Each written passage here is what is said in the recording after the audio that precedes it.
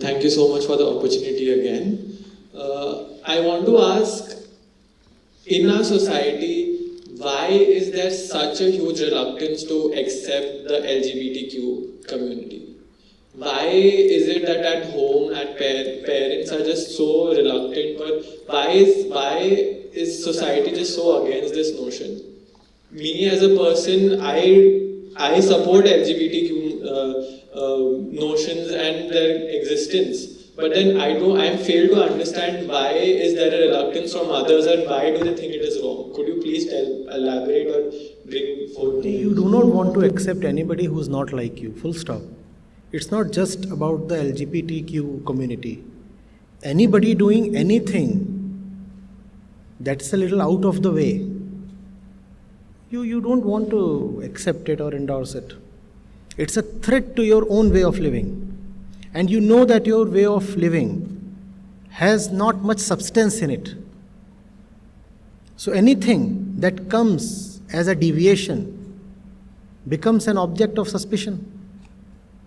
Not that I'm speaking here as a great LGBTQ supporter. I'm talking of the reason why we are so reluctant to look at alternate ways of life. Think of it. Aren't we all very, very deeply steeped in one particular way of living? You are born, you're given a name, you're given a religion. Think of it. Where is the deviation? There is school, there is college. Where is the deviation? All of us are moving on the same track.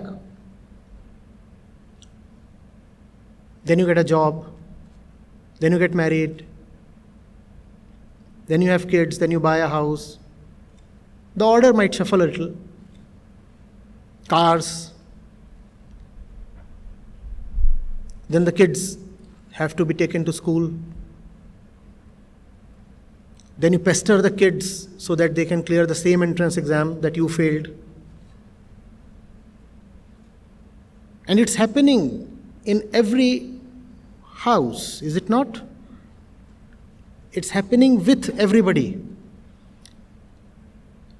As people, are we tolerant to deviations even a little? Tell me. You're talking of the LGBTQ community. Would you be tolerant towards someone who refuses to be educated? Education is a part of your script, right? Somebody says, I don't want to be educated. How tolerant would you be? In fact, you would be more tolerant towards a lesbian or a gay than you would be towards a person who refuses the ordinary kind of education. Right? Equally, having a settled job is a part of the script. How many of us would accept someone who says, I'm never going to do a job. I have other things to do. I've realized myself, I know there is something very important I need to do, and it's not the normal job that most people do. How many of us will be prepared to really give a nod to such a person? Someone who says, I don't want to marry. Especially if the person happens to be a woman. Someone who says, I want to have a kid, but without marriage. How many of you would accept? It is outside the script. Anything that is outside the script, we are very resistant to because the script is false. Because the script is false, therefore it has to be protected. The truth is not so insecure. You very well know that just a few instances of deviations would totally tear down this false script. Therefore, you ensure that there are no deviations. Someone who says, I'm never ever going to buy a house in my life.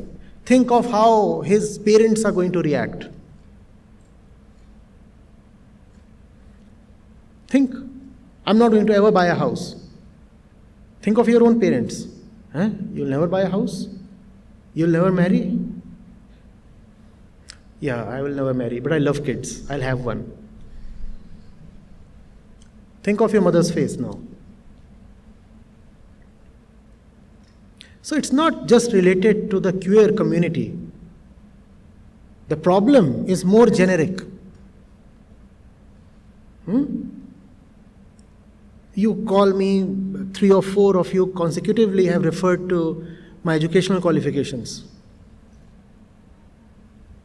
Irrespective of what my educational qualifications are, irrespective of what my age is now, so many people are still interested in asking that one question: why didn't you marry?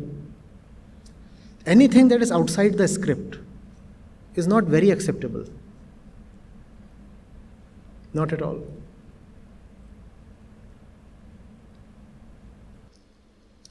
So, sir, are there any steps that we can take to help those people, at least make those other people more tolerant? You want to help them? I want to spread the message and I want to make them understand that this is okay, this is normal. And No, you cannot just say that one thing is okay. When they are resistant towards everything that does not conform to their way of life, how will they accept just one outlier? They will be resistant towards everything. Everything. We are so used to our fixed patterns of living that we don't even notice how deeply conformist we all are. We notice that only when somebody dares to challenge the conformity. And then we say, what is this person doing? What is this person doing? All of us are like assembly line products. Please see that. You remember that? Pink Floyd? Brick in the wall? Brick in the wall. There is that wall.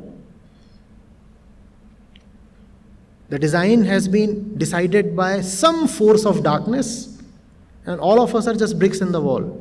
How fascinating does that sound? Especially to a young man setting out on his journey. The entire life is there to be lived. How exciting it is to be just, brick in the wall.